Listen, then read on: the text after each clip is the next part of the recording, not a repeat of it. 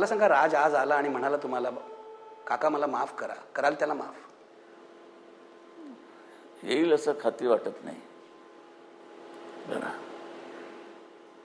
काय असतं, उद्धव असो कोणी असो, मग शेवटी मग माणसाचा कळत नकळत एक अहंकार, इगो वाढत जातो. त्याचा किती वाढलाय, उद्धवचा किती वाढलाय, ते सगळे मेजरमेंट्स पाहावी लागतात. बाळासाहेबांच्या एकूण मुलाखतीवरून तुम्ही जर ती प्रश्न उत्तर माझी त्यांची बघितली असतील तर मला हे संकेत मिळाले, या दोन भावांनी आता फेरविचार करण्याची गरज आहे.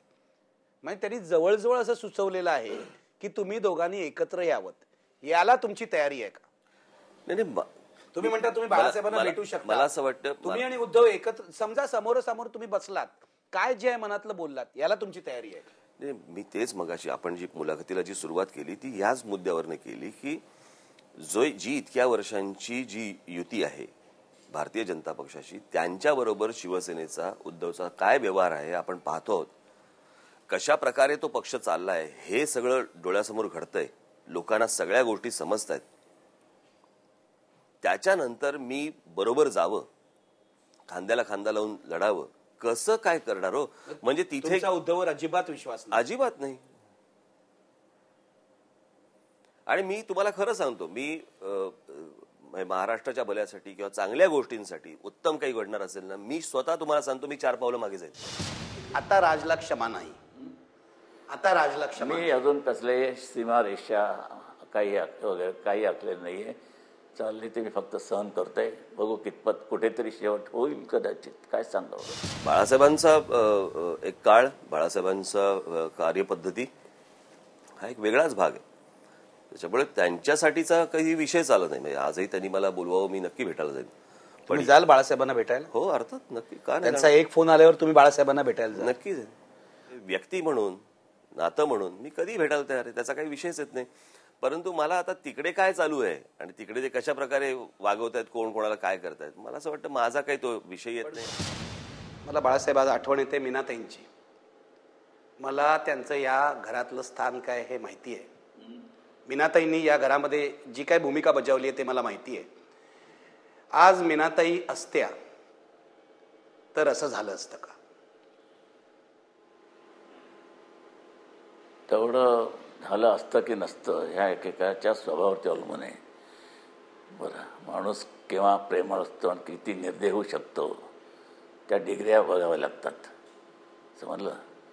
निर्दयपणाला एक सीमा असते की नसते त्याची मला कल्पना नाही, पण ह्या निर्दयपणाचा कळस येऊ शकतो.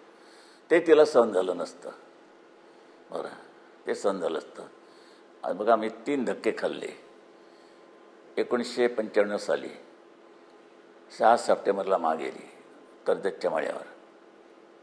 बरं, म्हणजे संपूर्ण दिवस छान गेला, सगळं झालं. ते फार मोठी हे आहे, ती वेळ घेत नाही तुमचा. त्यानंतर 1995 साली 6 सप्टेंबरला माग गेली. 96 साली 10 फेब्रुवारीला माझं बायपासचं ऑपरेशन झालं. ते झाल्यानंतर एप्रिल 20 ह्या तारखेला माझा मोठा मुलगा चिरंजीव बिंदू माधव त्याचा कार ॲक्सिडेंट झाला. त्याला बघवत नव्हतं, त्याला हिंदुजाला आणला होता. हे 3 धक्के झाले. मी नेहमी म्हणतो की असताना जर बिंदू माधव गेला असता तर ती हार्ट अटॅकनेही गेली असती, तिला नसतं सहन झालं असतं. बरं, त्याची सात्विक होती, धार्मिक होती, पण ती नाही सहन करू शकली असती.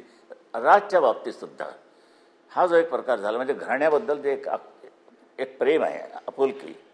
बरं, त्यामध्ये हे राजचं वागणं तिने, कारण जेऊ खाऊ घातलेला पोरग असं वागते, तिला नसतं सहन झालं असतं. पण त्यांनी समजावलं असतं राजला सुद्धा. समजावून मी काय समजावून कमी केलं त्याला? माझं काय आहे, जो अन्नालाच विसरला तिथे बाकीचं काय राहणार? 17 तारखेला दुपारनंतर तुम्हाला बाळासाहेबांचा फोन आला. मी निखिल, मी तुम्हाला एक परत गोष्ट आणतो. मी प्रश्नाचं उत्तर टाळत नाहीये. मला हे मान्य आहे ना, तुम्ही स्पष्ट बोलणार यात. प्रश्नाचं उत्तर तुम्ही टाळत नाहीये. तुमचं आता काही ठरलं नसेल, पण मला जर तरच विचारायचं आहे. पत्रकार म्हणून मला असं करायला पाहिजे ना, जर तरच विचारायला पाहिजे. 17 तारखेला दुपारनंतर तुम्हाला बाळासाहेबांचा फोन आला. तुम्ही त्या फोनला काय प्रतिसाद देणार आहात? काय माहित. भेटायला तर चाल. बाळासाहेबांना भेटायला मी आत्ताही जाईन. त्यांना भेटण्याचा काही विषयच येत नाही. पण उद्धवला क्षमा नाही. नाही, ते मी आता जे सांगितलं हे असं असं मला काम नाही जमत. पण एक गोष्ट मात्र आज स्पष्ट झालेली आहे, या निवडणुकीनंतर 17 तारखेनंतर तुमची आणि बाळासाहेबांची भेट होणार आणि तिचा साक्षीदार मी होणार असणार हे निश्चित झालेलं आहे. हे निश्चित झालेलं आहे. तेही भेटायला तयार आहेत, तुम्हीही भेटायला तयार आहात, दोघांचेही दरवाजे उघडे आहेत. त्यामुळे हे घडणार, हो की नाही? नाही, पण आज आपण तेच बोलतोय, पण मला असं वाटतं की त्यांच्याबद्दल काही विषयच नाहीये. बाजूचा दरवाजा जो आहे तो, बाजूचा दरवाजा हीच खरी समस्या आहे. मी इथेच थांबतोय. धन्यवाद.